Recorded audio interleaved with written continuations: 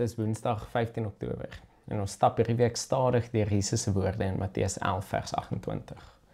Kom na my toe, almal wat vermoeid en swaar belas is, en ek sal julle rus gee. Vandag rus ons by kom na my toe, almal. Jesus se uitnodiging is vir almal. Hy kwalifiseer nie sy uitnodiging nie. Dit is nie net vir die geestelik sterk of die gedissiplineerdes nie. Dit is nie vir die spesifieke groep mense waarvan ek hou nie. Dit is vir almal. Hoe groot is jou almal? Is daar dalk iemand wat vir jou uitgesluit is uit hierdie uitnodiging? Dalk voel jy self nie altyd goed genoeg om in Jesus se teenwoordigheid te wees nie.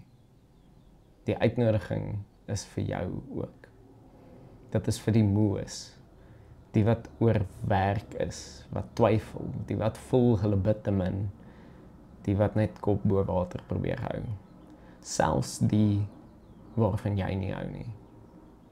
Jesus sê dit juis in 'n konteks waar die mense met wie hy praat onderdruk word deur 'n sisteem van ongelykheid en ongeregtigheid. Maar dit beteken nie die uitnodiging is net vir die onderdruktes nie, maar selfs vir die verdrukkers.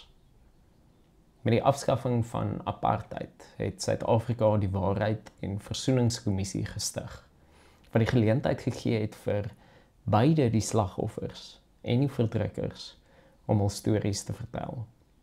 Aartsbiskop Desmond Tutu het gesê hierdie kommissie is nie net ter wille van die genesing van die slagoffers nie, maar sodat die verdrukkers ook genees kan word.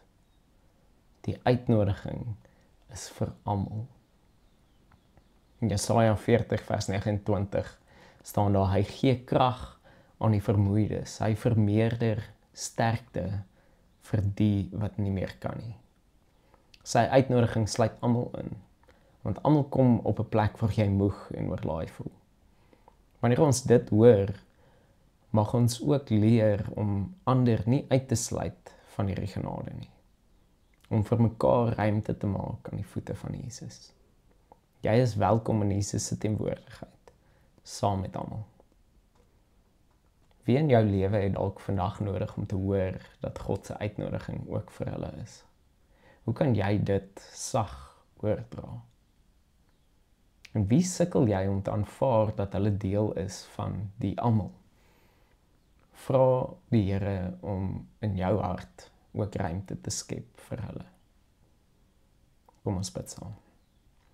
God van almal, dankie dat U niemand uitsluit nie. Dankie dat ek ook welkom is in U teenwoordigheid.